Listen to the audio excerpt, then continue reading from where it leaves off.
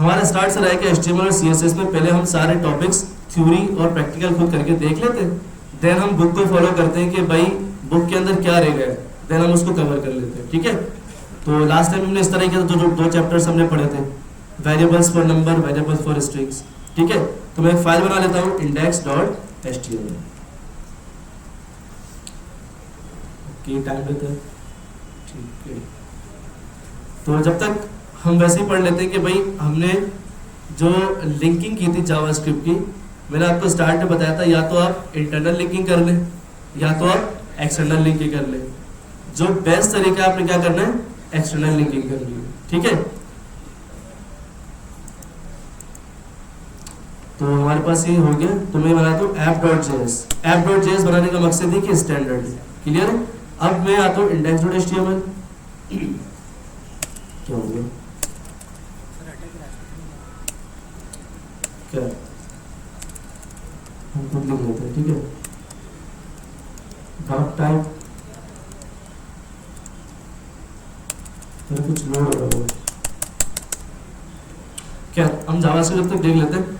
ठीक है, तो लास्ट टाइम हमने वेरिएबल्स पढ़ लिए। ठीक है, variables for number, variable for strings. ठीक है, तो आज हम पढ़ेंगे अर्थमेटिक,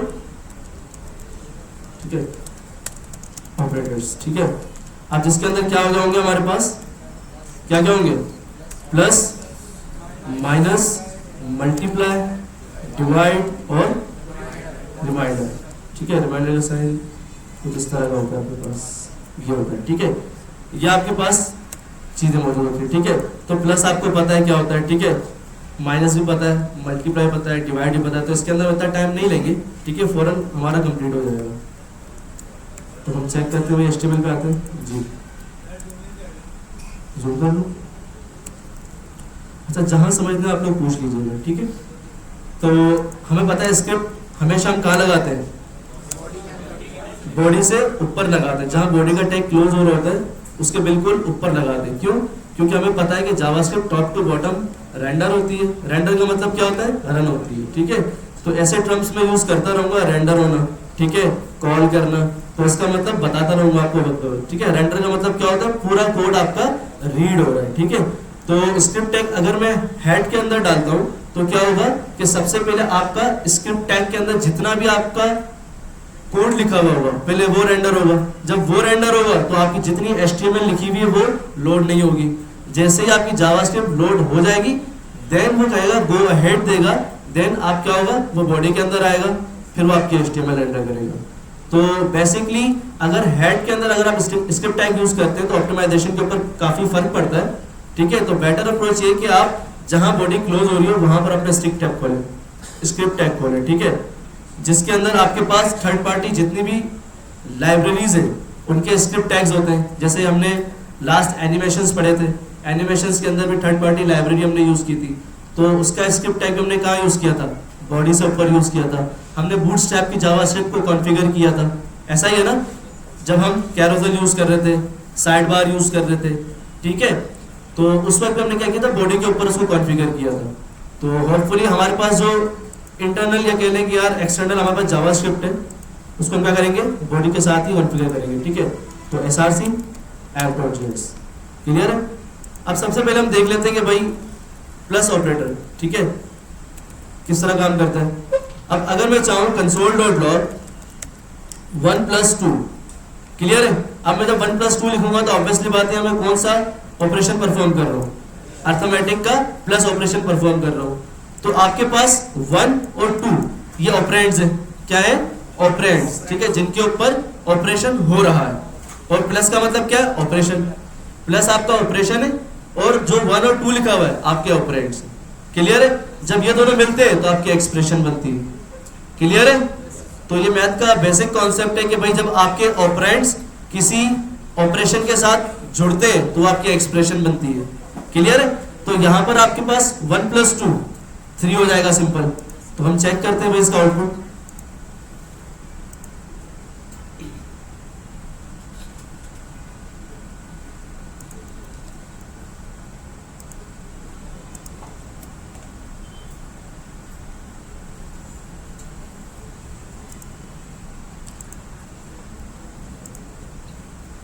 कंसोल चेक करते हैं।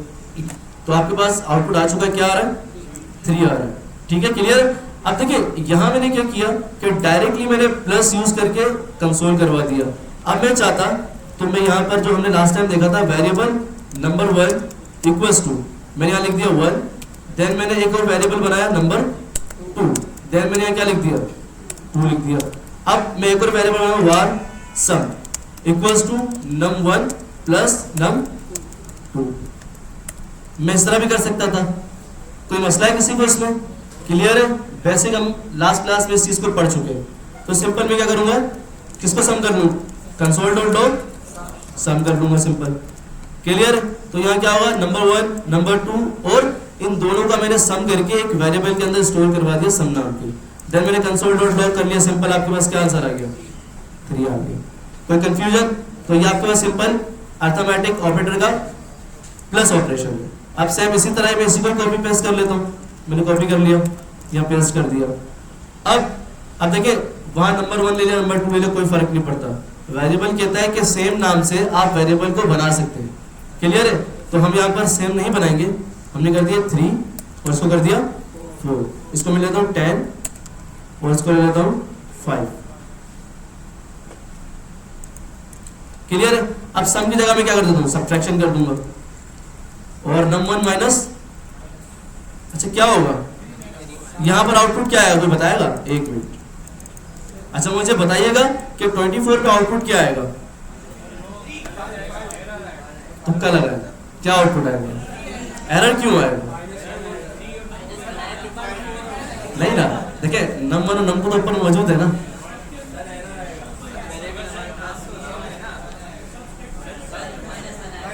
लगाए तुक्का। अच्छा तो कौन कहता है एरर आएगा, हैंड रेस करें, 1 2 3 4। और कौन कहता है कोई आउटपुट निकल कर आएगा, क्या आएगा आउटपुट, देखे ना भाई, हमने ऊपर वेरिएबल डिक्लेयर किया है, ठीक है। अब आप उसको कितने भी टाइम यूज करें उससे कोई फर्क नहीं पड़ता।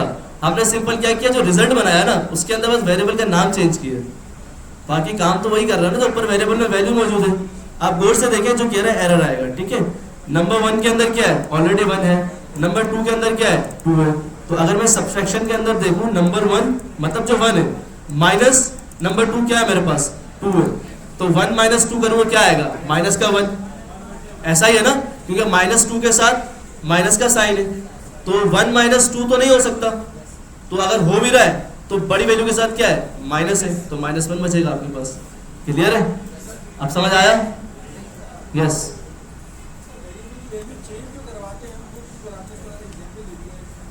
सेम क्यों करते हैं,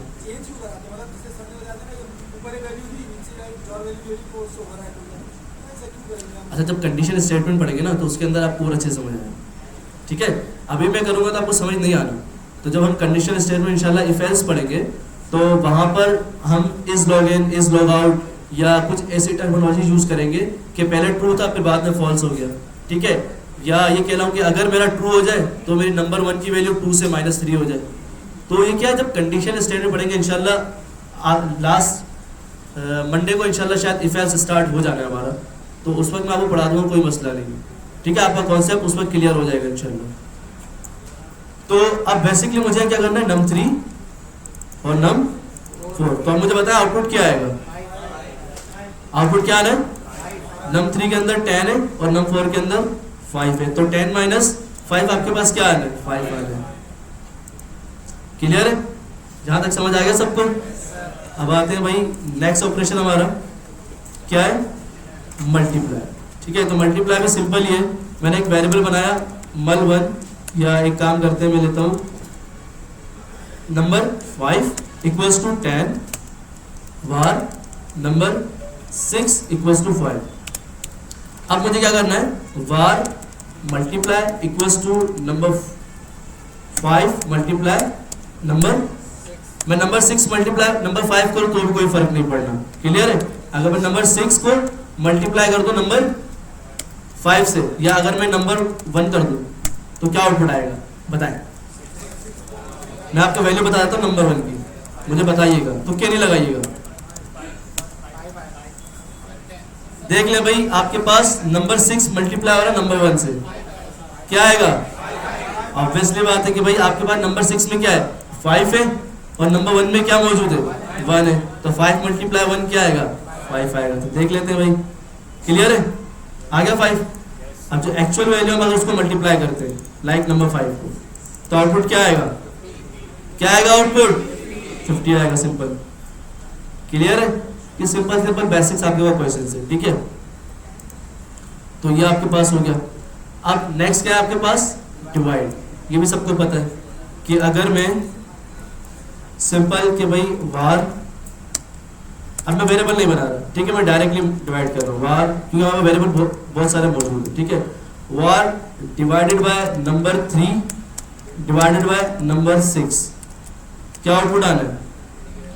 नंबर 6 के अंदर 5 मौजूद है, नंबर 3 के अंदर 10 मौजूद है, क्या आएगा? बताया ना भाइयों, क्या आएगा?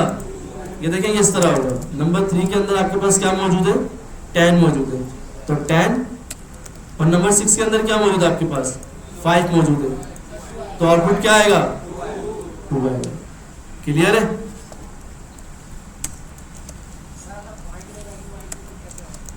पॉइंट वाला भी हो जाएगा, ठीक है?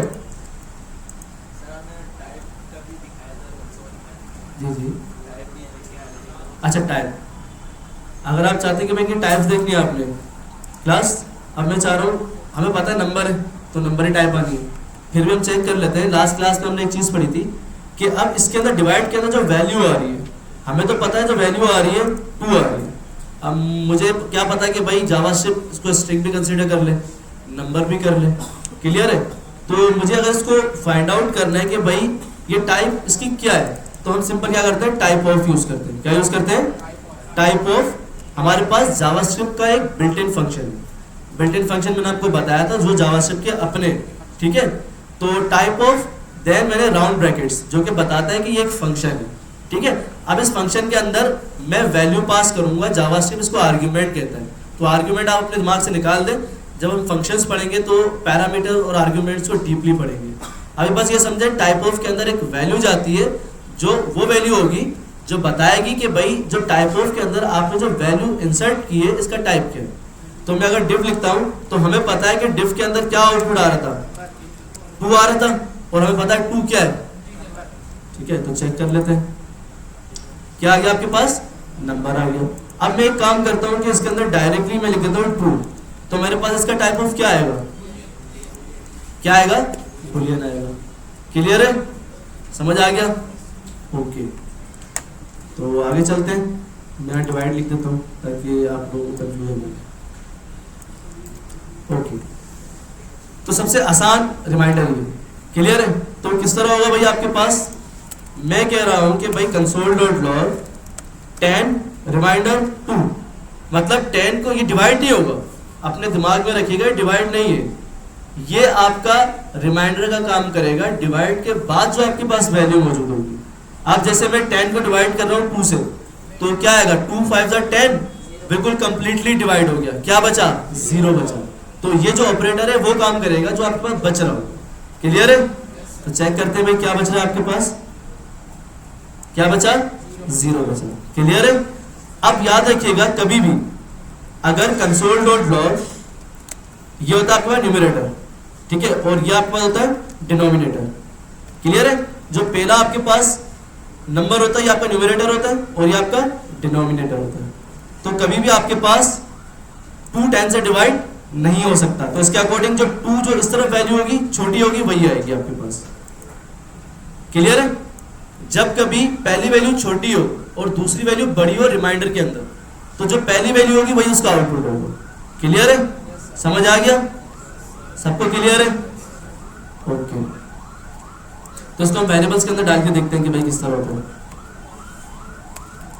तो ये कॉन्सेप्ट क्लियर कीजिएगा कि रिमाइंडर करते वक्त अगर आपके पास आउटपुट 0 आ रहा है, 2 आ रहा है, 4 आ रहा है, 3 आ रहा है, मतलब 6 आ रहा है, मतलब इवन नंबर्स आ रहे हैं, तो वो आपके पास इवन है।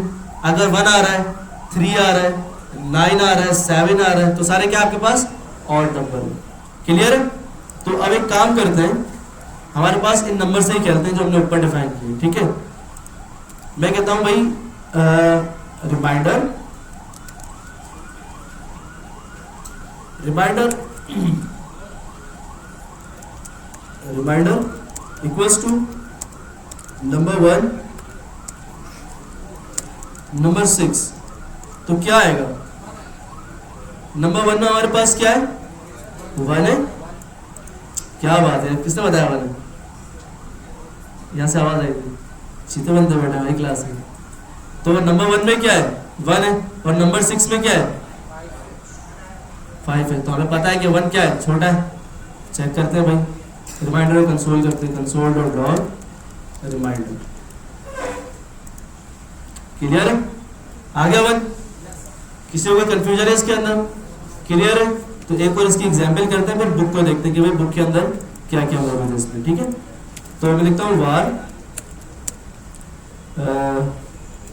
बचा हुआ। ठीक है, बचा हुआ। अब मैं कर लेता हूँ 100 divided by 2 console dot log. अच्छा, बैक लिख दिया मैंने। ठीक है, बचा हुआ। अच्छा, बचा हुआ नहीं है, बचा हुआ है। ठीक है, बचा हुआ नहीं है ये। तो हमारे पास क्या आएगा आउटपुट? हाँ, मुझे बताया क्या आउटपुट आना है? 0 आना है। क्लियर है? 0 आ गया।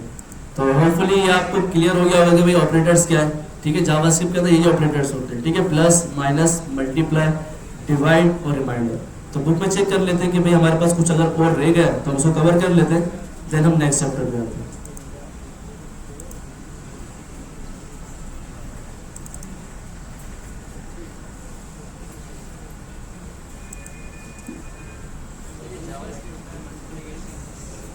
जी जी, नहीं, जावास्क्रिप्ट मल्टीप्लिकेशन होती है, आगे आपको काम आनी है। ठीक है?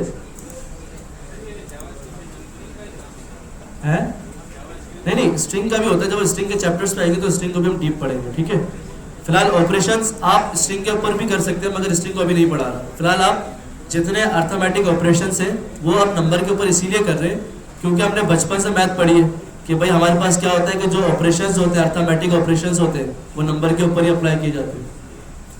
क्लियर है? हाँ, पीछे वाले जो बैठे हुए सबसे लास्ट, अभी बातों में लगेंगे। जैद के साथ जो बैठे हुए, मैंने क्या बताया अभी?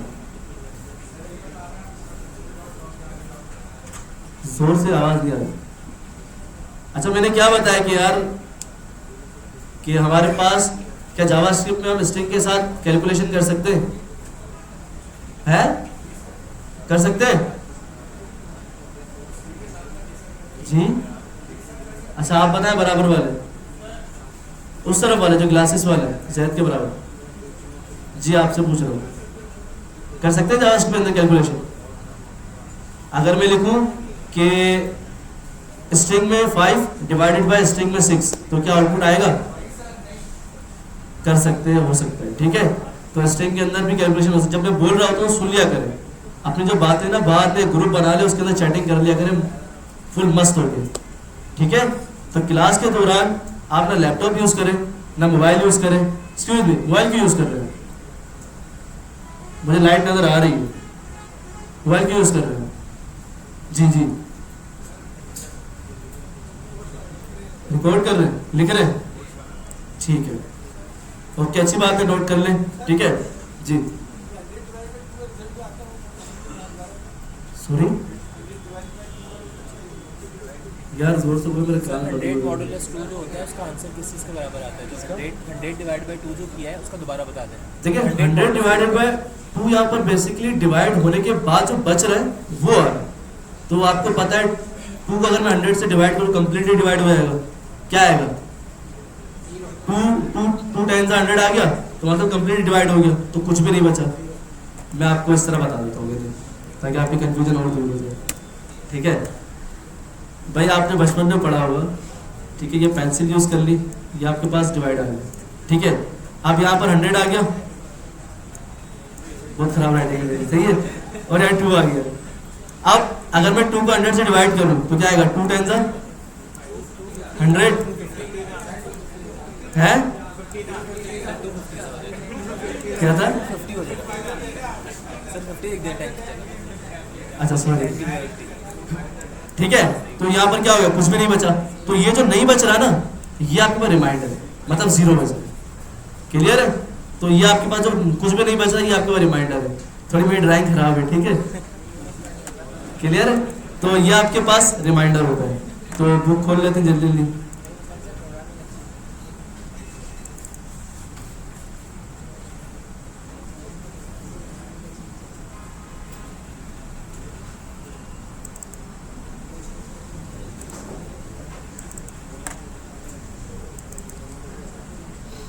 अच्छा, बेसिकली मैं आपको बुक पे जाने से पहले मैं आपको कॉन्सेप्ट क्लियर कर देता हूँ, लेट, वार और कॉन्स्ट के दरमियान, ठीक है? ये बहुत ज़्यादा यूज़ होते हैं। आपने अब जो यूज़ करना है वो लेट यूज़ करना है, ठीक है? वार को आपने बहुत कम यूज़ करना है, ठीक है? क्योंकि वार ग्लोबल वेरिएबल है, वो चेंज होता रहता है, ठीक है? तो आप अभी से ही अपनी अप्रोच बना लें कि जब भी आप वेरिएबल बनाएंगे लेट से बनाएंगे। क्लियर है?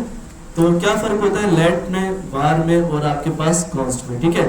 तो छोटा जल्दी ब्रीफ बता देता हूँ मैं आपको कि भाई वेरिएबल अगर मैं वार से बना रहा हूँ, मैंने बना लिया मेरा नाम, ठीक है?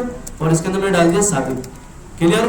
अब मैं इसको कंसोल डॉट लॉग करूँगा और नेम प्रिंट करूँगा, तो ऑब्वियसली आपके पास क्या होगा, सादिक आ जाएगा। अब फॉर एग्जाम्पल मैं लाइन नंबर 41 पे मैंने लिखा वार नेम और इसके अंदर लिख दिया अली,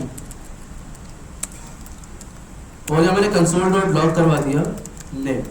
तो अब मेरे पास क्या होगा, 42 के ऊपर अली आएगा, देन हम नीचे जाएंगे तो 61 पे क्या आएगा।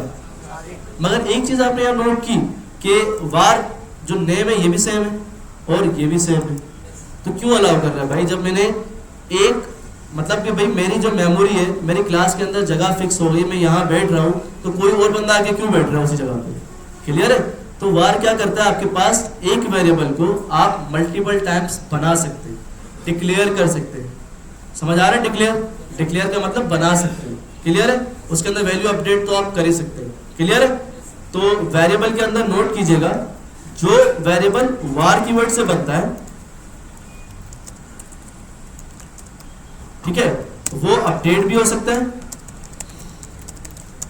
और रीअसाइन, सॉरी मैंने इंग्लिश लिखा ताकि आपको क्लियर हो, ठीक है? अपडेट का मतलब होता है रीअसाइन, ठीक है? अपडेट भी हो सकता है, रीअसाइन भी हो सकता है, एंड आपके पास अनदर नेम से भी बन सकता है, ठीक है? रीडिक्लेयर कहते हैं इसको। क्लियर है? जो वेरिएबल वार कीवर्ड से बनेगा वो फिर से उसी नाम से बन भी सकता है और वो रीअसाइन भी हो सकता है। मतलब अगर मैंने यहाँ वार नेम सादिक लिखा है, ठीक है, तो देन नीचे आके नेम इक्वल्स टू मैं ओएस लिख सकता हूँ, ठीक है? तो इसे कहते हैं अपडेट होना, ठीक है? तो ऊपर मैंने वार नेम सादिक लिख दिया, नीचे आके नाम इक्वल्स टू मैंने ओएस कर दिया, तो ये अपडेट हो गया। ऊपर मैंने डिक्लेयर करके वैल्यू असाइन कर दी, ठीक है, देन मैंने इसको अपडेट कर दिया। तो ये वार की खुसूसियात है कि भाई आप वार को अगेन उसी नाम से बना सकते हैं और उसको अपडेट भी कर सकते हैं। अब लेट के अंदर क्या फर्क है भाई? अब लेट के अंदर ये है कि लेट कहता है कि अगर मैंने लेट लेसन नाम से एक वेरिएबल बना लिया और इसके अंदर लिख दिया मैंने जेस, क्लियर है? और मैं इसको कर लेता हूँ console dot log lesson, clear है? अब मैं क्या करता हूं, सेम ऊपर आके let lesson equals to HTML console dot log lesson. अभी देखिए पहले से क्या आ रहा है आपके पास, एरर आ गया। जब भी लाल आए समझो भाई लाल है, ठीक है, मतलब एरर है। क्लियर है? वो वाला लाल है नहीं है, ठीक है? तो इसके ऊपर जब मैं ओवर करूंगा तो बता रहा है कि भाई कैन नॉट रीडिक्लेयर, आप फिर से इसको नहीं बना सकते ब्लॉक स्कोप, ठीक है? वो वार कीवर्ड ग्लोबल था और ये क्या है, ब्लॉक है, ठीक है जी। वो सबसे ऊपर ही उसने देख लिया कि भाई ऊपर तुमने जो बनाया है, ठीक है, नीचे वाले पे भी आ रहा है, ठीक है? क्लियर है? अगर मैं ऊपर बनाता फिर नीचे बनाता ना तो ऊपर नहीं आता, नीचे आ रहा था। क्लियर है? तो कह रहा है कि भाई आपने जो वेरिएबल बनाया है वो ऑलरेडी बना हुआ है, ठीक है, आप इस नाम से फिर से वेरिएबल नहीं बना सकते। तो लेट क्या कहता है कि आप वैल्यू अपडेट तो कर सकते हो जिस तरह वेरिएबल के अंदर करते थे, बट आप फिर से इसको रीडिक्लेयर नहीं कर सकते। क्लियर है? तो मैं इसको कमेंट आउट कर रहा हूं, तो ये आपके पास सही है। क्लियर है? तो जो वेरिएबल आपके पास लेट से बनाया जाता है वो रीअसाइन रीअसाइन तो हो सकता है एंड नॉट रीडिक्लेयर। क्लियर है? और अपडेट भी हो सकता है कि अगर मैं आया, मैंने लेसन लिख दिया, देन मैंने लिखा लेसन, यहां लिख दिया मैंने HTML CSS, ठीक है। अब मैं कंसोल ऊपर भी कर रहा हूं और नीचे भी कर रहा हूं, तो आउटपुट चेक कर लेते हैं। तो पहले जावास्क्रिप्ट आया, फिर क्या आया, HTML CSS आया। क्लियर है? तो आप लेट से बनाए हुए वेरिएबल को आप अपडेट कर सकते हैं। क्लियर है? अब बात आती है कॉन्स्ट की। क्लियर है जी? कोई कुछ पूछ रहा है?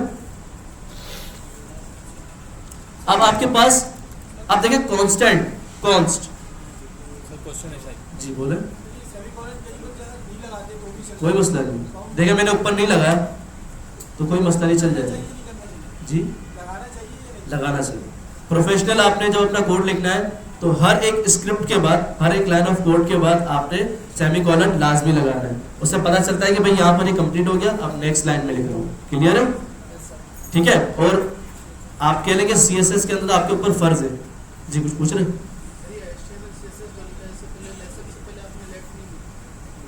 हमने अपडेट किया ना वेरिएबल, हम लेसन बना चुके ऊपर, हमने बस लेसन को अपडेट किए। हमने एक खसूसियात पढ़ी है ना कि वेरिएबल क्या होता है, फिर से बन सकता है और अपडेट हो सकता है। इस तरह लेट क्या है, बन सकता है, अपडेट भी हो सकता है, मगर फिर से रीडिक्लेयर नहीं हो सकता। अब कॉन्स्ट का मतलब आपने बचपन में फिजिक्स, केमिस्ट्री या कंप्यूटर में पढ़ा हुआ है कांस्टेंट नाम, ठीक है, ग्रेविटी, ठीक है, स्मॉल g, ठीक है, आपके पास क्या मैं जी बोल रहा हूँ, ठीक है। तो आपके पास ये ग्रेविटेशनल कांस्टेंट्स मतलब कांस्टेंट है, इसकी वैल्यू चेंज हो सकती है? कभी नहीं हो सकती, ठीक है। वेलोसिटी आपकी हो गई या मीटर वगैरह, ये जो आपके पास हो गए, ठीक है। तो फिजिक्स मेरी इतनी अच्छी नहीं थी, ठीक है। तो ये जो कांस्टेंट्स होते हैं, एवोगाड्रो नंबर, या आपके पास ये कह लो भाई मॉलिक्यूल्स के जो नंबर्स होते हैं, ठीक है, ये चेंज नहीं हो सकते, ये फिक्स है। तो आपके पास वो क्या है, कांस्टेंट पढ़ते हैं ना फिजिक्स के अंदर, ये कांस्टेंट है, ये कांस्टेंट है, ये कांस्टेंट है। तो जावास्क्रिप्ट के अंदर भी कांस्टेंट वो है कि अगर एक बार बन चुका तो ना वो फिर से रिडिक्लेयर हो सकता है, ना वो चेंज हो सकता है। क्लियर है? तो देख लेते हैं इसको करके। मैंने लिख दिया कॉन्स्ट, मैंने लिख दिया भाई, ठीक है, ग्रेविटेशनल जो हमारे पास g होता है, ठीक है, और लिख दिया 9.8 होता है ना, शायद मुझे याद है 9.8 ही होता है, हाँ ठीक है। इसको फिर इन्फिनिटी करके हम 10 कर देते थे, ठीक है। तो अगर मैं इसको कंसोल डॉट लॉग करता हूँ जी, ठीक है, तो मेरे पास आउटपुट क्या आना है, 9.8 आ गया। अब मैं एक काम करता हूँ, यहाँ आया, मैंने लिखा g इक्वल्स टू 10 और कंसोल डॉट लॉग कर लेता हूँ g को, तो मेरे पास क्या होगा, एरर आ गया। एरर क्या कह रहा है कि असाइनमेंट टू कांस्टेंट वेरिएबल, मतलब आप असाइन नहीं कर सकते, ठीक है। दोबारा आपने जो रख दिया आप उसको फिर से चेंज नहीं कर सकते। क्लियर है? अब मैं अगर इसको अगेन कोई और वेरिएबल बनाता हूँ, लाइक मैंने बना लिया कॉन्स्ट g इक्वल्स टू 10, तो क्या कह रहा है भाई ये ब्लॉक स्कोप है, आप इसको फिर से नहीं बना सकते। क्लियर है? समझ आ रहा है? तो वेरिएबल को आप फिर से बना सकते हैं उसी नाम से, और उसको आप फिर से चेंज भी कर सकते हैं। लेट को आप दूसरी बार बना नहीं सकते, मगर उसको अपडेट कर सकते हैं। कांस्टेंट को आप एक बार बना सकते हैं, ना उसको अपडेट कर सकते हैं, ना ही उसको फिर से बना सकते। क्लियर है? सबको कॉन्सेप्ट क्लियर हो गया वेरिएबल्स का? ओके। नहीं, कॉन्स्ट आपके पास जब फंक्शंस बनाए जाते हैं रिएक्ट के अंदर, तो उस वक्त कॉन्स्ट यूज किया जाता है, जो बेसिकली जावास्क्रिप्ट के अंदर यूज किया जाता है, लेट यूज किया जाता है। अगर आप चाहते हैं कि भाई कॉन्स्ट, जैसे कि मैं कैलकुलेटर बना रहा हूँ जिसके अंदर में आप ये कह लें कि एक कुछ ऑप्शंस होते हैं स्क्वायर वगैरह के, तो वो फिक्स होते हैं, तो आप उसको वेरिएबल कॉन्स्ट में रखते हैं। क्लियर है? तो आपको जहाँ पता है कि वेरिएबल में अपडेट नहीं करूंगा, वैल्यू अपडेट नहीं करूंगा, बस इस्तेमाल करूंगा। जैसे मैं यहाँ आया, एक जनरली मैथमेटिकल एक्सप्रेशन कर लेते हैं, तो मैं यहाँ पर आया, मैंने लिखा कॉन्स्ट g इक्वल्स टू, ये मेरी शायद कौन सी है, हाँ 9.8 रखा था, पाई आर स्क्वायर, ठीक है। पाई आपके पास होती है ना, पाई क्या होती है, 3.142 यही होती है। ओके, तो ये मेरी कांस्टेंट है, ये चेंज नहीं हो सकती। अब मुझे मालूम करना है सरकमफेरेंस ऑफ सर्किल, ठीक है। तो मेरे पास फॉर्मूला होता है पाई आर स्क्वायर, ठीक है, पाई आर स्क्वायर। आर स्क्वायर का मतलब है आर को 2 बार मल्टीप्लाई करना। क्या करना, ये फॉर्मूला होगा आपके पास। और मैंने लिख दिया सरकमफेरेंस, मैंने लिख दिया लेट सरकमफेरेंस सर्किल, ठीक है, ये लिख दिया। यहाँ तक कंफ्यूजन, मैंने एक वेरिएबल बनाया लेट से सरकमफेरेंस ऑफ सर्किल। अब पाई मल्टीप्लाई आर, अब आर मल्टीप्लाई आर का मतलब है 2 बार मल्टीप्लाई होगा। क्लियर है। अब आर तो हमारे पास मौजूद ही नहीं है, तो मैं क्या कर लेता हूँ, यहाँ पर एक और वेरिएबल बना लेता हूँ लेट, क्योंकि आर चेंज हो सकता है। आर, और आर की वैल्यू मैंने रख दी 10। याद है आप लोग, जाग रहे हो, ठीक है। तो ये देखें, सिंपल हमने एक मैथमेटिकल कैलकुलेशन की जिसके अंदर क्या है कि मैंने एक कांस्टेंट बना लिया पी आई। मुझे पता है कि ये पाई की वैल्यू चेंज नहीं हो सकती और मुझे इसको मल्टीपल टाइम यूज करना होगा। तो मैंने क्या किया, हर बार मैं यहाँ पर 3.42 तो नहीं लिख सकता। अब जैसे भाई मैंने यहाँ हर जगह मैंने जब पाई की नीड पड़ी, ठीक है, मैं एक ये कह लें कि एक सिलेंड्रिकल किसी कंपनी में काम कर रहा हूँ और वहाँ एक प्रोजेक्ट बनाना है, पाई की वैल्यू कांस्टेंट रखनी है, तो हर बार तो मैं 3.14 यूज नहीं करूंगा। सबसे टॉप पर जाके मैं कांस्टेंट बना लूंगा जिसके अंदर पाई की वैल्यू, पी आई की वैल्यू, क्या पी आई आ रहा है मेरे मुंह में, ठीक है, पाई की वैल्यू सेट कर लूंगा। और अब जहां पी आई लिखता रहूंगा वो यूज होता रहेगा। उसे पता है कि सबसे टॉप पर पी आई मौजूद है। क्लियर है ना, तो उसको मिल जाएगा। अब जैसे फॉर एग्जाम्पल मैं यहाँ से इसको कट कर रहा हूँ और सबसे टॉप पर इसको पेस्ट कर दिया। अब हमें पता है कि भाई पी आई की वैल्यू ऊपर मौजूद है क्योंकि जावास्क्रिप्ट ने ऊपर से रीड कर ली है। क्लियर, तो कंसोल करते हैं, हमारा आउटपुट क्या आना देखते हैं, CFC, ठीक है, आ गया 314.2। तो ये आपके पास सरकमफेरेंस सर्किल निकल गया। क्लियर है। अब अल्लाह जाने ये फॉर्मूला सही है या नहीं है, ठीक है, मगर हमें हमारा मेन बताता है कैलकुलेशन, तो समझ आ गई होगी आप लोगों को, ठीक है। तो कोई कंफ्यूजन है इसके अंदर, क्लियर है सबको, कुछ भी कर सकते हैं, आपकी मर्जी है। एक और बना कर सकते हैं। आपने लिखा कॉन्स्ट, आपने एक सिंबल होता है, ये सिंबल होता है ना पाई का, वो आप सिंबल तो यूज नहीं कर सकते। आप ये कर लेंगे भाई पी आई, इस तरह यूज कर लें, इस तरह यूज कर लें। क्लियर है। अगर इस तरह यूज नहीं करना आपने तो अंडरस्कोर पी आई कर देना, कैपिटल कर लेना, ये कर लें, ठीक है, जो आपने करना आप कर सकते हैं। अब क्या है, ये पी आई अलग वेरिएबल है, ये अलग वेरिएबल है। क्लियर है जी, जी कांस्टेंट वैल्यू यूज करते हैं। यस, सॉरी, ओके, एक वर्ड अच्छा है, मैं बताने वाला था, केस सेंसिटिव। केस सेंसिटिव का मतलब क्या होता है कि आपके पास अगर आपने आर स्मॉल बनाया तो आर स्मॉल ही यूज कर सकते हैं। फॉर एग्जाम्पल केस सेंसिटिव क्या होता है कि अगर मैंने यहाँ लेट बनाया, रेडियस स्मॉल, और मैंने यहाँ 10 लिख दिया, आज जब मैं कंसोल डॉट लॉग करूंगा आर कैपिटल रेडियस, तो अब ये क्या होगा कि हमने जो वेरिएबल रेडियस बनाया वो अलग है और जो हम कंसोल कर रहे हैं रेडियस वो अलग है।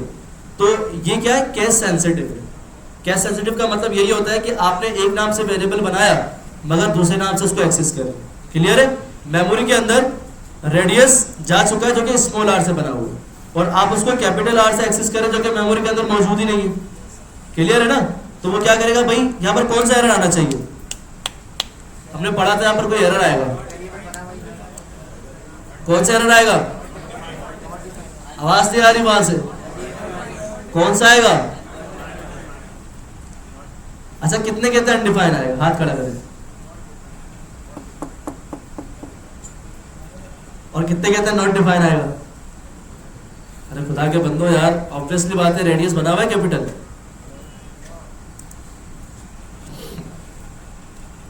कौन सा एरर आया, आपका दिमाग तो चलाएं कि भाई अनडिफाइंड उस वक्त आता है, हमने जब डेटा टाइप्स में पढ़ा था कि जब मैंने वेरिएबल तो डिक्लेयर कर दिया, उसके अंदर कोई वैल्यू असाइन नहीं की, तो उस वक्त आपके पास अनडिफाइंड आता है। और नॉट डिफाइंड उस वक्त आता है कि जब मैंने वेरिएबल किसी और नाम से बनाया और एक्सेस किसी और नाम से कर रहा हूँ या वेरिएबल बनाया ही नहीं। क्लियर है। तो ये अपना कॉन्सेप्ट क्लियर कीजिएगा। तो मोस्ट प्रोबेबली हमने ये कंप्लीट कर लिया है, ठीक है। लेट, अब मैं लेट से वेरिएबल्स बनाऊंगा, ठीक है। मैं बाहर से वेरिएबल नहीं बनाऊंगा, मैं लेट से ही वेरिएबल बनाऊंगा। तो कोशिश है कि आप लोग भी लेट से वेरिएबल बनाएं, प्रोफेशनल भी लेट से बनाते हैं, ठीक है। बाहर से बहुत कम देखेंगे आपने। तो आते हैं भाई चैप्टर वेरिएबल्स। हमने पढ़ा नहीं था, फिर हम इसको देख लेते हैं, ठीक है। भाई कह रहा है variable name can not contain any spaces, ये हम पढ़ चुके हैं इलीगल में। A variable name can contain only letters, numbers, dollar sign and underscore, ये भी पढ़ चुके हम, पढ़ चुके हैं ना। Throughout the variable name cannot be any JavaScript keyword, ये भी पढ़ चुके हैं। It contain keywords like use alert, my var, इस तरह वेरिएबल बन सकते हैं, जो कि क्या है, लीगल है। क्लियर है। तो आपके पास इस तरह लिखा हुआ है कि भाई कैमल केस यूज कर सकते हैं। कैमल केस क्या होता है वो हम पढ़ चुके हैं। स्नैक केस क्या होता है वो भी हम पढ़ चुके हैं। क्लियर है। तो ये रीड करना चाहे आप लोग रीड कर सकते हैं। आपके पास सेकंड पीडीएफ के अंदर जो इंशाल्लाह शेयर होगी आज असाइनमेंट में, तो उसके अंदर आपके पास एक सवाल होगा, write down legal and illegal variables. तो आप ये पढ़ लीजिएगा ताकि आपको आसानी रहे, ठीक है। तो आते हैं भाई नेक्स्ट चैप्टर पे, जो कि हमारा चैप्टर है जो आज हमने पढ़ा, मैथ एक्सप्रेशन फैमिलियर ऑपरेटर्स, ठीक है। एक होते हैं फैमिलियर ऑपरेटर्स और एक होते हैं अनफैमिलियर ऑपरेटर्स। इंशाल्लाह कल हम पढ़ेंगे अनफैमिलियर ऑपरेटर्स नेक्स्ट क्लास में, ठीक है। तो आज हम मैथ एक्सप्रेशन फैमिलियर ऑपरेटर्स पढ़ लेते हैं। तो क्या है कि भाई एक वार से वेरिएबल बनाया गया, पॉपुलर नंबर के अंदर 4 डाल दिया गया। अब सिंपल पॉपुलर नंबर के अंदर 2 + 2 डाल दिए तो कोई फर्क नहीं पड़ा, ठीक है। सिंपल बता रहे हैं कि भाई जो प्लस ऑपरेशन हो रहा है ना, ये आपका फैमिलियर ऑपरेटर्स है। क्लियर है। देन आपके पास माइनस, मल्टीप्लाई, नजर आ रहा है सबको बुक में, ठीक है। ये आपके पास क्या किया उन्होंने, एक नंबर बनाया, पॉपुलर नंबर, एक और वेरिएबल बनाया, उसके अंदर नंबर के अंदर 200 प्लस कर दिया। क्लियर है। आपके पास एक वेरिएबल बनाया गया नम नाम से, जिसके अंदर 10 है। अनदर वेरिएबल बनाया गया, उसके अंदर 1 है। देन आपके पास अनदर वेरिएबल बनाया गया, जैसे हमने किया था num1 num2, फिर आपका सम, फिर उसके अंदर क्या किया था, दोनों को sum1 num1 और num2 को सम कर दिया था, ऐसा ही था। तो उन्होंने क्या किया, नम और अनदर नम को सम कर दिया। ये रहा रिमाइंडर आपके पास, ये भी हम पढ़ चुके हैं। क्या आउटपुट आएगा, आउटपुट क्या आएगा, ऑब्वियसली बात है 3 3 9, क्या बचेगा, 1 बचेगा। क्लियर है। तो करके देख ले।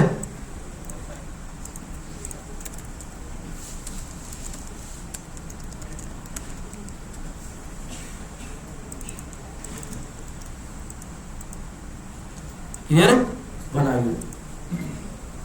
तो ये बता रहा है भाई आगे परसेंट जो आपको ये साइन होता है इज द मॉड्यूलस ऑपरेटर, ठीक है। तो उसको क्या कहते हैं, मॉड्यूलस ऑपरेटर कहते हैं। क्लियर है। तो आपके पास यहाँ पर आ रहा है, इसका आउटपुट क्या आएगा, 9/3, ऑब्वियसली कंप्लीटली डिवाइड हो जाएगा, क्या आएगा, 0। तो ये चैप्टर में कंप्लीट हो गया, ठीक है।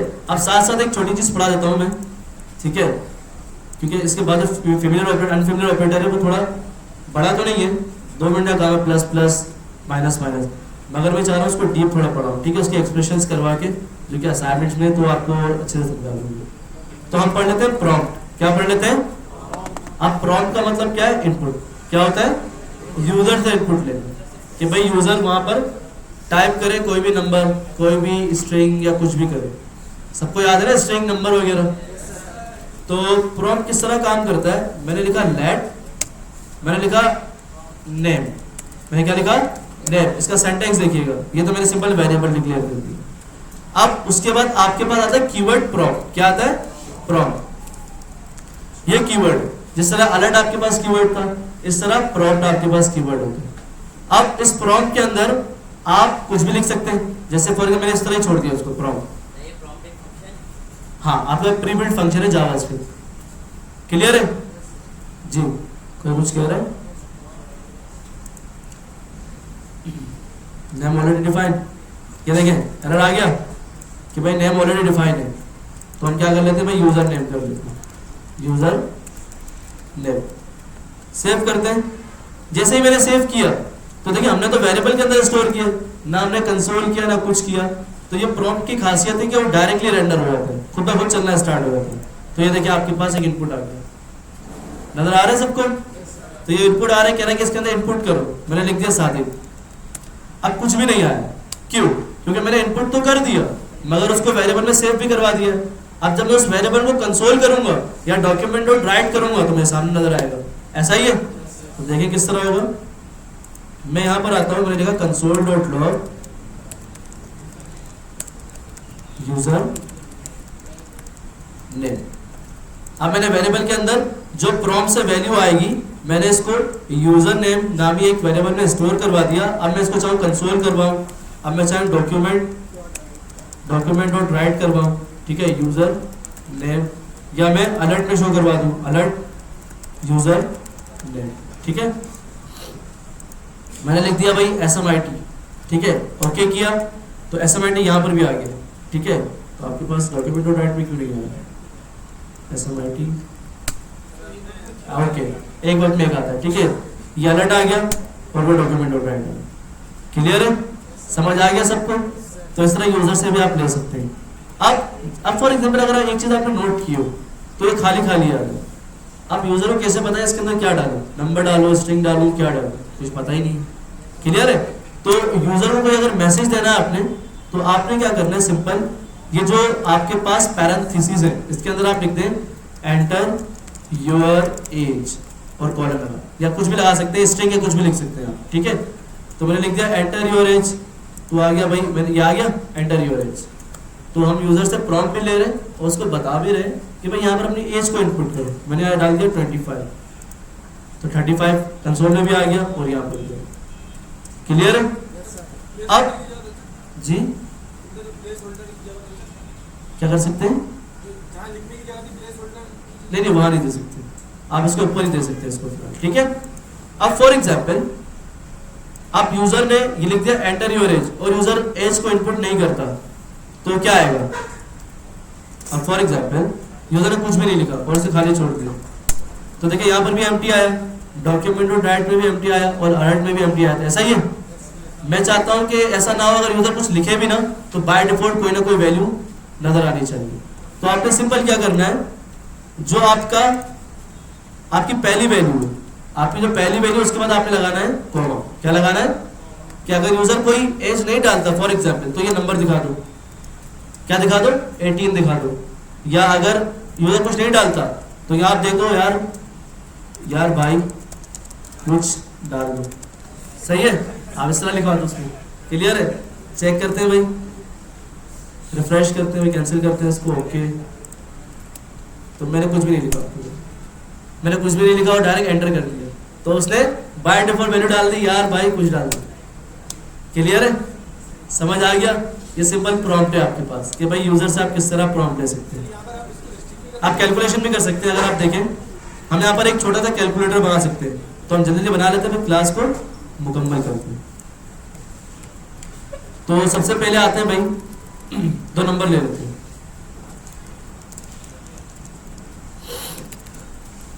मैंने कहा let number 1 equals to prompt enter number 1। Clear है, then let number 2 equals to prompt enter number 2। Clear है, इसको हम करते हैं सेव, ठीक है। चेक करते हैं भाई क्या कह रहा है, भाई नंबर 1 ऑलरेडी डिक्लेयर, तो हम अपनी पूरी जावास्क्रिप्ट को कमिट कर देते हैं, ठीक है। तो अब सेव करते हैं, तो भाई आपके पास नंबर 1 मांग रहा है, तो हमने नंबर 1 दे दिया, नंबर 2 दे दिया, कुछ भी नहीं है, फिर हमने कुछ किया ही नहीं। क्लियर है, तो सबसे पहले हम एक काम करते हैं, तो याद रखिएगा कि जब भी आप प्रॉम्प्ट के साथ कोई नंबर इनपुट करेंगे तो वो कहेगा कि ये स्ट्रिंग है, क्या है ये, हमें उसको नंबर बनाना पड़ेगा।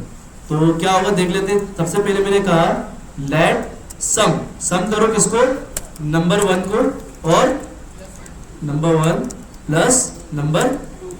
अच्छा, किसी को कंफ्यूजन तो नहीं है इसके अंदर, कोई फास्ट तो नहीं जा रहा है, समझ आ रहा है सबको। तो हमने सिंपल क्या किया, दो नंबर यूजर से इनपुट लिए प्रॉम्प्ट के जरिए, और हमने कहा सम इक्वल्स टू, जो हम हार्ड कोड कर रहे थे ऊपर कि हमने नंबर 1 में 10 डाल दिया, नंबर 2 में 5 डाल दिया, और सम के अंदर जाके हमने नंबर 1 और नंबर 2 को सम करवा दिया। तो अब बेटर है कि हम यूजर से ले रहे हैं कि भाई तुम डालो। क्लियर है, तो कंसोल डॉट लॉग करते हैं सम को, कंसोल डॉट लॉग सम, ठीक है। तो उसको हटा देते हैं फिलहाल, अब रिफ्रेश करते हैं, एक काम करते हैं, हम लाइव सर्वर बंद कर देते हैं, ठीक है, क्योंकि बार बार हमें हटाना पड़ेगा। तो मैं कोड लाइव सर्वर बंद कर दूँ।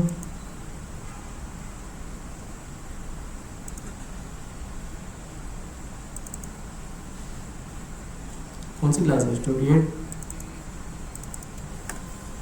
ठीक है। अब कह रहा नंबर 1, मैं डाल दिया 10 20। अब देखते हैं कंसोल में भाई क्या आ रहा है आपके पास, क्या आएगा? हैक हो गया तो 10 20 आ गया, ठीक है। तो इसने उसको नंबर कंसीडर नहीं किया, क्या कंसीडर किया? स्ट्रिंग। हमें पता है स्ट्रिंग क्या होते हैं, एक साथ जुड़ के आ जाएंगे, क्लियर है। तो स्ट्रिंग जब भी सम हो गए तो वो सम नहीं होते, वो साथ में जुड़ के आ जाते हैं, इसे कॉन्कैटिनेशन कहते हैं, इसको बाद में पढ़ेंगे, ठीक है। तो क्या हुआ कि जो आपका प्रॉम्प्ट होता है वो नंबर नहीं देता, आप नंबर तो लिखते हैं मगर वो नंबर नहीं होता, वो स्ट्रिंग होता है। क्या होता है? तो सिंपल, अगर उसको नंबर बनाना है तो आपने कुछ भी नहीं करना, सिंपल इस प्रॉम्प्ट से पहले प्लस लगाना है। क्या लगाना है? प्लस। तो ये जो यूजर अगर नंबर लिखेगा ना तो उसको वो नंबर कंसीडर करेगा, क्लियर है। सेव करते हैं, चेक करते हैं, रिफ्रेश किया, मैं डाल दिया 10 20, क्या आया? 30 आया, क्लियर है। तो जो प्लस हमने लगाया ना वो कंसीडर कर रहे हैं कि नंबर हो गया, अब स्ट्रिंग नहीं है, क्या है? नंबर। क्लियर है सबको? जी यस, कर रहे, ठीक है, करके देखते हैं हम। तो मैंने यहां लिख दिया, इससे पहले हमें पता है कंसोल से पहले हम मैसेज भी प्रिंट कर सकते हैं, सम ऑफ नंबर्स, ठीक है। सम ऑफ नंबर्स आ गया। अब सिंपल आपने कुछ नहीं करना, let subtraction equals to number 1 minus number, यह क्लियर है सबको। अब सिंपल हम इसी कंसोल को कॉपी करते हैं और अब पेस्ट करते हैं, मैं लिख दिया सब्ट्रैक्शन ऑफ नंबर, और यहाँ क्या लिख दूंगा मैं? यहाँ क्या लिखूं? सब लिख दूंगा, क्लियर है। सेम इसी तरह मैं क्या करूंगा, let divide equals to number 1 divided by number 2। Again मैं इसी को ही कॉपी कर लेता हूँ और सब्ट्रैक्शन क्या लिख देता हूँ? डिवाइड, ठीक है। और सबके लिए क्या लिखूंगा? क्या लिखूंगा भाई?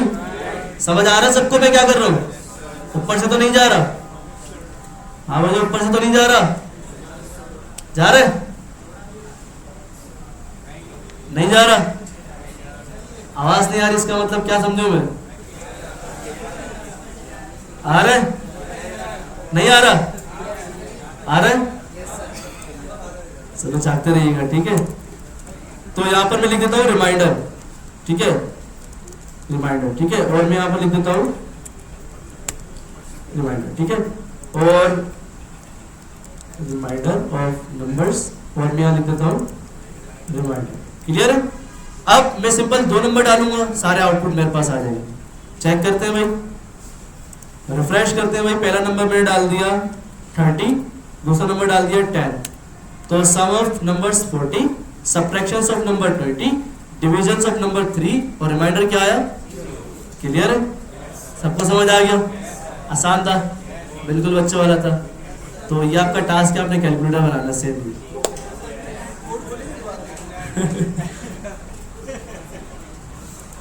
ये सिंपल कुछ नहीं किया, मैं फिर से रिपीट करता हूँ क्वेश्चन को। हमने सिंपल एक वेरिएबल बनाया नम नाम से, और हमें पता है एक प्रॉम्प्ट का एक फंक्शन है जिस तरह अलर्ट है हमारे पास, उसके अंदर हमने क्या किया, एक मैसेज पास कर दिया, एंटर अ नंबर, देन मैंने क्या कर दिया, नंबर 2, ठीक है। देन मैंने सम नाम का एक वेरिएबल बनाया, उसके अंदर दोनों को सम कर दिया। देन मैंने मैसेज पास करवाया कंसोल के अंदर। आप डॉक्यूमेंट डॉट राइट भी कर सकते हैं। अब जहाँ जहाँ कंसोल लिखा हुआ है मैं डॉक्यूमेंट डॉट राइट कर देता हूँ। जी आपने प्लस प्रॉम्प्ट के साथ लिखा था, उसके बाद आपने कहीं और कहीं पे भी लिखा वो जी प्रॉम्प्ट के साथ आपने प्लस लिखा था, जी जी ये रहा। उसके बाद आपने कहीं नहीं यूज किया उसको, उसको उसके बाद आपने माइनस कहीं नहीं लगाया, सिर्फ प्लस ही लगाया। हाँ देखिए, अपना कॉन्सेप्ट क्लियर करें कि जब प्रॉम्प्ट से कुछ भी इनपुट किया जाता है, चाहे वो नंबर हो, चाहे वो ट्रू फॉल्स हो, चाहे वो स्ट्रिंग हो, तो जब आउटपुट आप उसको कंसोल में प्रिंट करवाएंगे ना वो स्ट्रिंग होगा। चले आपका एक कॉन्सेप्ट और क्लियर करता हूँ, समझ गया मैं आप लोग क्यों कंफ्यूज हो रहे हैं। देखिए यहां पर मैं आया, मैंने लिखा let a equals to prompt enter a number. Clear है? अब मैं इसको ए को प्रिंट नहीं करूंगा, मैं इसका टाइप चेक करूंगा। क्या करूंगा? Console dot log type of क्या करूं? ए डाल दिया। ठीक है, मैंने क्या किया, जो प्रॉम्प्ट से मेरे पास वैल्यू आएगी, मैंने वैल्यू को प्रिंट नहीं करवाया, मैंने उसका टाइप ऑफ चेक कर लिया कि भाई जो वैल्यू आ रही क्या आ रही, तो आपको कंफर्म हो जाएगा देखो क्या आ रही है, ऑब्वियसली स्ट्रिंग आएगी। ठीक है, num1 इज डिफाइंड, कहां डिफाइन है भाई? अच्छा डिफाइन नहीं है क्योंकि हमने कमेंट कर दिया अपने कैलकुलेटर के नंबर्स को। ठीक है, इसको भी कमेंट कर लेते हैं, चेक करते हैं भाई। रिफ्रेश किया, मैंने लिखा यहाँ पर 34, क्या है? स्ट्रिंग आया। अब मैं वापस रिफ्रेश करता हूँ, मैंने लिख दिया ट्रू, तो क्या है? स्ट्रिंग। क्लियर है? तो अब मुझे इसको नंबर बनाना है, तो मैं सिंपल क्या करूंगा, इस प्रॉम्प्ट से पहले क्या लगा दूंगा? प्लस लगा दूंगा, बस। अब ये नंबर बन गया। सब उसका कोई कंसर्न ही नहीं है। अब जो यूजर नंबर लिखेगा ना वो नंबर बन जाएगा। बिल्कुल ऐसा जी, वो हम बाद में पढ़ेंगे। ठीक है, नंबर भी यूज कर सकते हैं, पास भी यूज कर सकते हैं, वो बाद में पढ़ेंगे। थोड़ा कॉम्प्लिकेटेड नहीं करना चाह रहे हैं। ठीक है, आगे बढ़ेंगे। सेम जब हम नंबर पढ़ाऊंगा तो उसको बुलियन भी पढ़ाऊंगा, सब पढ़ाऊंगा। ठीक है, फिलहाल ये समझ लें कि अगर मुझे कैलकुलेशन करनी है प्रॉम्प्ट के जरिए तो स्टार्ट में प्लस लगा दूंगा, वो मेरा नंबर बन जाएगा। तो अब चेक करते हैं आउटपुट हमारे पास क्या टाइप आ रही है। मैंने किया 56, क्या आ गई? अब अगर मैं यहाँ पर लिखता हूँ सादिक, तो क्या है? वो नंबर ही देगा। ठीक है, तो हमने कन्वर्ट किस में कर दिया उसको? नंबर में कर दिया। जी जी, आपकी मर्जी है। देखिए कंसोल डॉट लॉग में मैंने आपको स्टार्ट में बताया था, क्लास देख लें यहाँ पर। कंसोल डॉट लॉग में आप स्ट्रिंग भी लिख सकते हैं, आप डायरेक्ट नंबर भी लिख सकते हैं, आप बुलियन भी लिख सकते हैं। ठीक है, आप नल भी लिख सकते हैं, आप अनडिफाइंड भी लिख सकते हैं। ठीक है, आप सारी वैल्यूज लिख सकते हैं कोमा लग के, मतलब कोमा से पता चल रहा है कि एक के बाद दूसरी वैल्यू लिखी जा रही है। क्लियर है? अब आप डायरेक्ट इस तरह वैल्यू लिख लें, हम क्या कर रहे हैं, वेरिएबल के अंदर स्टोर करके फिर डाल लें। बात तो एक ही है ना कि डब्बे के अंदर डालूं या पूरा डब्बा गंडी कर दूं। ठीक है, बात तो एक ही है, समझ आ गया? तो सेम हमने ऊपर जो हमने कैलकुलेटर बनाया उसके अंदर भी सेम हमने यही काम किया कि भाई नंबर थी, कैलकुलेशन थी, तो हमने क्या किया, सिंपल स्टार्ट में हमने प्लस लगा दिया ताकि जो यहाँ से यूजर एंटर करेगा वो क्या आएगा आपके पास? एक नंबर आएगा। तो आप देखिए डॉक्यूमेंट और ड्राइव में चेक करते आ रहा है नहीं आ रहा। मैंने लिख दिया भाई 40 50। तो देखिए sum of number 90, sum of subtraction -10, division of number 0.8, remainder of number 40। अब मुझे बताइए, मुझे इसको नेक्स्ट लाइन में प्रिंट करवाना है और मैं डॉक्यूमेंट और ड्राइव में, तो सिंपल जो मेरा फर्स्ट डॉक्यूमेंट और ड्राइव होगा वहां मैंने कॉमा लगा दिया और हमें पता है इसके अंदर हम HTML टैग लिख सकते हैं। तो मैं क्या लिख दूंगा? /n इसके ऊपर नहीं चलेगा, कंसोल के ऊपर चलता है, अलर्ट के ऊपर चलता है, डॉक्यूमेंट और राइट के अंदर BR टैग। क्लियर है? तो सिंपल आपने क्या करना है, यहाँ से आपने इसको पेस्ट करना है, यहाँ पेस्ट करना है, लास्ट में पेस्ट करना है और अब चेक करना है। ठीक है, रिफ्रेश करते हैं 40 56 सम ऑफ नंबर्स। अब देखिए स्पेस नहीं आ रहा इनके दरमियान, तो आपने सिंपल कुछ नहीं करना, यहाँ पर जो आपका ये स्ट्रिंग जहाँ क्लोज हो रहा है इस पर आपने स्पेस दे देना बस। तो क्या होगा कि जो नंबर आएगा आपके पास स्पेस के बाद आएगा। क्लियर है? सबको समझ आ गया? कोई मसला तो नहीं हुआ?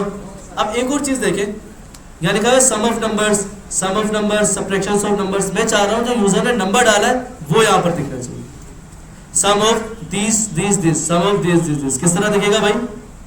कुछ भी नहीं करना आपने, सिंपल ये नंबर आ रहा है आपके पास, आपने लिखना है भाई सम ऑफ, इसको आपने यहाँ से हटाना है। ठीक है, सम ऑफ, इसको यहाँ पे बंद कर दिया। अब यहाँ पर आपने लिख दिया नंबर 1, फिर आपने कॉमा लगाना है, फिर आपने सम ऑफ नंबर 1, फिर आपने स्ट्रिंग लिखना है एंड, फिर आपने कॉमा लगाना है, नंबर 2 हो गया। ठीक है, और यहाँ पर आपने कॉमा लगाना। ये देखिए मैंने क्या किया, पहले मैंने स्ट्रिंग लिख दी सम ऑफ, फिर मैंने उस वेरिएबल का नाम लिख दिया। क्लियर है? फिर मैंने कॉमा लगाया, फिर मैंने एंड स्ट्रिंग लिख दिया, फिर मैंने कॉमा लगाया, फिर मैंने क्या लिख दिया, num2 लिख दिया। समझ आ रहा है? समझ आ रहा है?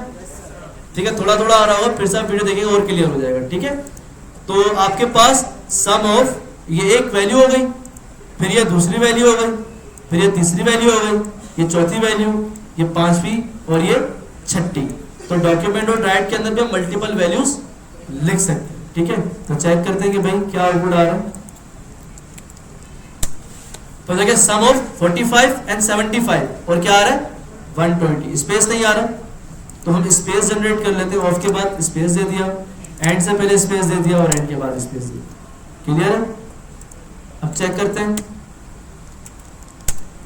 Sum of 45 and 65 1110। तो 1110 से पहले भी आप क्या करेंगे, स्पेस दे दें, तो आप दे दीजिएगा। ठीक है, अगर इस तरह नहीं हो रहा कोई मसला नहीं है, आप लोग सिंपल से प्रिंट करवा दें कि भाई सम ऑफ नंबर जो हमने लास्ट किया था ये रहा। आप इस तरह भी कर सकते हैं, कोई मसला नहीं जी। बोले डॉक्यूमेंट डॉट राइट के अंदर किसी के अंदर क्या जो वैल्यू लिखी होती है, डबल कोट्स के अंदर जो वैल्यू आती है उसमें टेक्स्ट होता है जो हम लिखते हैं। डबल कोट्स में वैल्यू आती है जैसे सम ऑफ लिखा, जी जी, वो डबल कोट्स के अंदर लिखा, हाँ हाँ, वो डबल कोट्स में आएगा, बाकी सब ऐसे आएगी कॉमा के साथ।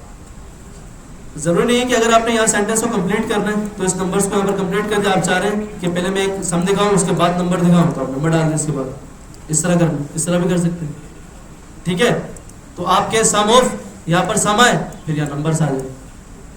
क्लियर है? समझ आ रहा है भाइयों? आवाज नहीं आ रही? क्लियर है सबको?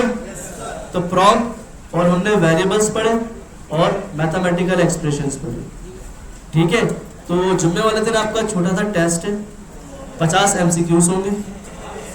ठीक है, जिसके अंदर आपको वेरिएबल्स अगर इलीगल कहा जाएगा उसको आपको सिंटैक्स लिखना होगा जावास्क्रिप्ट का, MCQs बेस्ड होगा तो आपको टिक करना होगा। ठीक है, कि भाई के रिमाइंडर क्या होता है, अगर कोई छोटी डेफिनेशन आ जाए तो उसके बारे में आपने लिखना होगा। ठीक है, सब आप अपने पास पेन कॉपी लाजमी लेकर आएंगे। लास्ट टाइम जिस तरह हमने PDF किया था इसी तरह ही होगा। क्लियर है? तो 50 सवाल होंगे आपके रिवीजन के बाद। अगर सबको रिवीजन करवा देंगे देन वो 50 सवाल सॉल्व करेंगे, या जुम्मे को हम रिवीजन पॉज करके क्विज कर लेंगे। ठीक है, मंडे को आपका रिवीजन हो जाएगा। तो पढ़ के आइएगा, जो छुट्टी करेगा क्लास से आउट होगा। क्लियर है? क्योंकि आपका जो टेस्ट होगा वो क्लासरूम पर अपलोड होगा। क्लियर है? जिसके जितने मार्क्स होंगे वो अपना स्क्रीनशॉट क्लासरूम पे अपलोड करेगा, यहाँ पर जाने से पहले, क्लास से जाने से पहले वो अपलोड करेगा। ठीक है जी? क्लियर है सबको? ओके, अल्लाह हाफिज़।